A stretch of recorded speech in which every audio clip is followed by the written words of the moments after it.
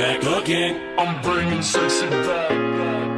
Back again. Guess who's back? I'm back, bitches! What is up, Kryptonians? Welcome to my first video in Virginia. I'm in Woodbridge, Virginia right now. It's the first time that I've been in a new home in a while. But we all know that the show must go on, and today I am talking about Morbius. By the way, you guys can comment on the fit and the trim and the beard and everything. Tell me it looks sexy. I mean, you don't have to, but I'm just saying the comment section exists for a reason. I would show you the full cut, but that would be making the video about me. And it's not about me today. It's about Morbius, which is actually one of my most anticipated films of 2020, so let's get into it. Funniest thing that I noticed while starting off watching this trailer is that it says from the studio that brought you Spider-Man Homecoming, Spider-Man Far From Home, and Venom. Immediately I know that a few fans were taken aback by that because they're like, wait a minute, two of those things are not like the other thing. What's going on here? Part of this could be Sony just being dicks and like trying to rub it in Disney's face, basically saying, we're actually the studio behind those movies. Like, you thought it was all Disney and Marvel. No. We still own the character. But if you keep watching the trailer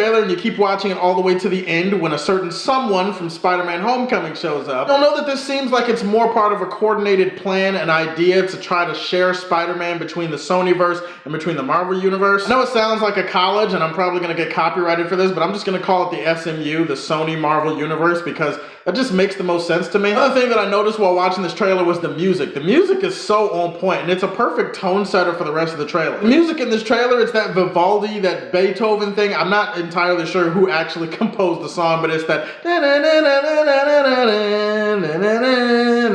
you know what I'm talking about? It feels the perfect type of dark, sinister, and sophisticated, which is good because this movie is focusing on a darker character from the comics. For people that don't know, he is a Marvel character. But at the same time, it feels like it's a movie that might have a little bit of substance in it, and it definitely does deal with intelligent people, so it has that going for it. It looks like Jared Leto is committed, as he usually is. I mean, he's a really good actor. I've enjoyed most of the movies that he's been in. He usually gives a good performance. I mean, that's not really his fault though, right? Like the chick that seems like she's gonna be his assistant or his romantic interest or his conscience throughout the movie. I don't know the actress's name. I think she's that hot chick from Triple Frontier on Netflix last year. Can anybody confirm that for me? Even if you're not that excited for Jared Leto, I mean, yeah, see the movie for her. She probably will make the movie worth it. It looks like they are following pretty close to Morbius's origin in the comics for this movie. I mean, a lot of the visuals and a lot of the callbacks. Obviously, he's a geneticist. He's a very smart guy dealing with a very debilitating and terminal illness, a blood disease, stumbles upon some avenues that lead him to becoming Morbius the living vampire, which he has a lot of the abilities and powers of the vampires, not all of them completely. Comic accuracy is not a thing that should be held onto for dear life when it comes to these movies. I mean, in general, you want a good movie first. If it's comic accurate, like, okay, you'll take that. But I like a movie that even if it's just the trailer, even if it's just the promotion, it shows that attention to detail. It's like, no, we're gonna follow the comics and we're gonna stick as close to his origin as possible. Echolocation power shit looks awesome. The way that it just surrounds him and then it just kind of blows out like boom, and then he's able to like sense everything in different rooms. He's able to see everything. I'm like, okay, that's gonna be awesome in the movie. Beyond that, you see a bunch of really awesome scenes of Jared Leto hunting and killing people. I mean, I don't know how far they can take this. I mean,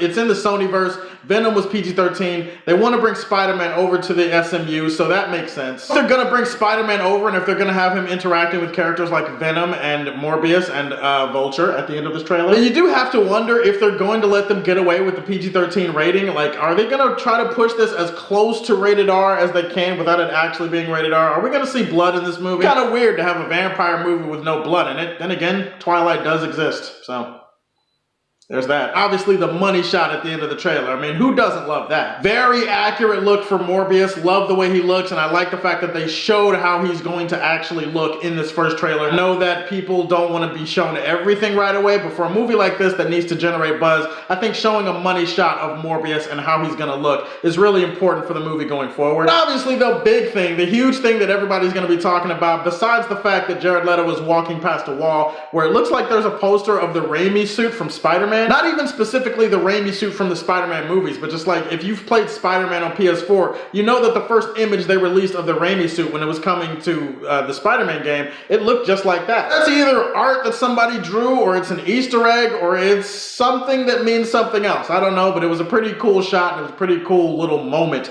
in the trailer for me personally. Obviously, the big thing outside of that is the Vulture thing at the end when he's walking and he has his hood up, and then you hear Michael Keaton's voice, and then Michael Keaton shows up on screen, and anybody that knows Michael Keaton knows that he played the Vulture in Spider-Man Homecoming. He talks to him and he's kind of like, Michael Morbius, guess you got tired of that good guy thing. What up, Doc? Obviously, my mind is going crazy because I'm like, holy shit, okay, first of all, that's Vulture. Second of all, he and Morbius are actually having a conversation. Never thought I'd see this in a movie. Obviously, this opens the door for so many possibilities. You guys have all heard the rumors that have been circulating on Twitter, and we all know that Twitter is like the most accurate place to find any information like ever. We've heard rumors about how Sony and Marvel are going to approach this new partnership that they have with Spider-Man. We know that Spider-Man, aka Tom Holland, he's scheduled to appear in at least one more solo Spider-Man movie set in the MCU. The way that this trailer was set up, the way that they said, from the studio they brought you this, and Venom, and blah, blah, blah. The way that they brought Vulture into this, it seems pretty clear now that they're going to try to share the character, for, at least for the time being, between the universes. Now, Spider-Man could still eventually cross over into the Sonyverse and be a permanent mainstay there. But it seems like the rumor that I saw a few days ago on Twitter is the most likely scenario where the Sonyverse movies can't really reference or mention anything that takes place in the MCU. Likewise, the MCU movies can't really say anything about Spider-Man or his villains or any of the characters that appear in the SMU movies. And that's a way to keep it connected, but also keep it loose. This is a pretty awesome trailer. It was gritty, good action, good music, good tone. I like the way that they're sticking mostly to his origins. Bigger teases for the SMU, for Venom, and for Spider-Man being brought into this universe and what it could mean. All of that is really exciting stuff. Either way, guys, those are my thoughts on the first Morbius trailer. I thought it was a really awesome trailer. Tell me what you thought about the trailer in the comment section down below. I missed you guys. It's so good to get back to shooting videos and to doing what I love to do. Again, I appreciate all the support, all the compassion from the people who kind of got a sense of what I'm going through when I posted about it on social last week. Please like and subscribe to the Superfan Show, and as always, if you like what you see, tell me how you feel, and stay tuned to hear more from the Man of Steel.